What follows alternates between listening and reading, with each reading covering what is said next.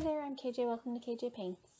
I thought I would try something a little bit different today. I picked up this photo frame at a secondhand store, and I am going to do a pour on the frame, and then I'm going to do a stencil type job on the glass, and I'll just get rid of the background or the fill in the back, and so it'll just be kind of a clear image. So starting out, I took some isopropyl alcohol and cleaned off the glass so that I wouldn't have any issue with the paint sticking to it.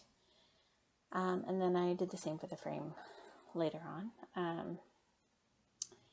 And then this is the image that I'm going to have on the glass. So first thing I'm going to do is I'm going to stick the glass on top of the image in the direction that I want it to go.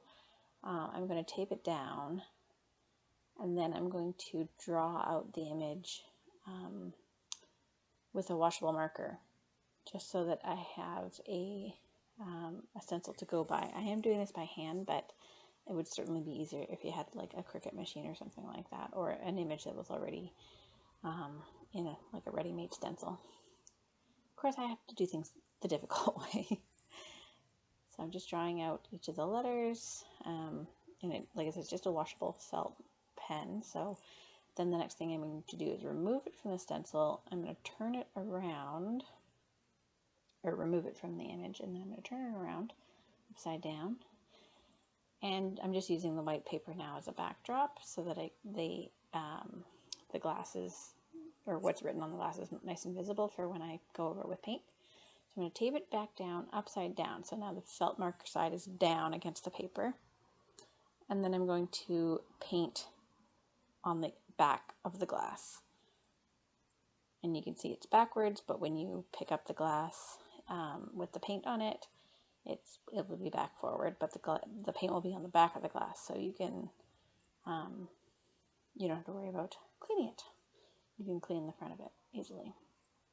So I'm doing some of the words in black, and then the other colors I'm choosing are based on what I'm going to do the pour with. So that's permanent magenta, Mars black. I'm going to do cobalt blue hue, and the Liquitex Basics gold. And I've got a saying is, the world is best viewed through the ears of a horse. And then I've got little horse ears on the bottom because I think they're cute. So here we go. So this is just one coat. I think I ended up doing 2 to 3 coats just to make sure it was nice and opaque. Okay, so here we are in with the frame. I've already cleaned it with a bit of isopropyl alcohol. I'm starting out with you've got the same colors that I just did the wording in. You can see the blue, the magenta, the black, and a bit of the gold. It's relatively thick. I think my paints are probably mixed 1 part painted, 2 parts Floetrol, and a little bit of water.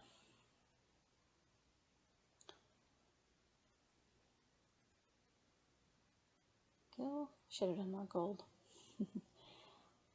Drop my stick. I always drop my stick. Okay, here we go. So now I'm going to start pouring. I'm just going to do a dirty pour. And yeah, you just kind of pour the paint. You can't, there's not really a good way of knowing how much paint to use. You probably want to go heavier than you necessarily need so that you can get that paint going down the edges, but the edges on this frame are quite deep, and if I was doing it again, I would probably go with a shallower frame but with a wider bevel, so that you can see more of the pour. So you can see that despite the fact that I have 4 colors in there, you can basically only see black. So part of the problem is the other colors are mainly semi-transparent or semi-opaque, whichever way you want to say it. So the black really takes over on this one. But once it's dry, you can see how much difficulty I'm having getting the edges. I ended up just sort of touching it up with a palette knife, but it didn't dry well. But I was also unhappy with how black it turned out. I wanted it to be brighter. So I peeled off all of the paint, which then made me realize that I needed to prepare the wood surface. So I sanded off some of the coating that was on it, and then I just primed it with a bit of white to hopefully make the other colors, the pink and the blue, pop a little bit more. Hopefully it will help with that. So in this instance, I'm using far less black. I think I only used that drizzle of black. And then I'm using a different color of gold because I ran out of the Liquitex. But here we go. Yeah, that was the only black I used, but you'll see that even so, it's still quite dark, but what you gonna do? So you can see with this type of pour, you get some cool ribbon type effects if you, the way you drizzle your cup changes how it lays. But again, I was having a lot of difficulty getting the paint down the edges of the frame, and they did not dry that well. So I'm not overly happy with how it turned out. I do like the front of the frame. A lot of it was quite pretty, but I don't like the side, so I'm not sure what I'll do with that. Just trying to get a little bit more paint on there, touching up the edges. But because I had to use like my gloves so much, or my fingers so much to touch up the edges, it's just not smooth, and I just didn't get great coverage. So I was unhappy with that. It's unfortunate. I do love that right edge, especially the way the colors are kind of banding, like making bands of color.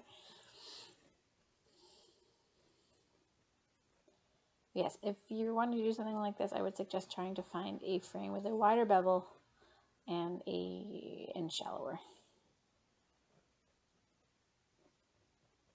I do still like the idea of it. I just don't think this was the best representation of of what I think this could be, just because of the frame style. But anyways, that's how it goes. Try things, they don't always work out the first time or the second time or the third time. They just torched the paint a little bit. You can see how much, like you can see that edge, it's just, and that's how it dried too, and it's terrible. But you can see how much brighter it is while it's wet, but then once it's dry, it's still quite dark. I don't know, just no black paint? Don't use black paint ever again? I don't know.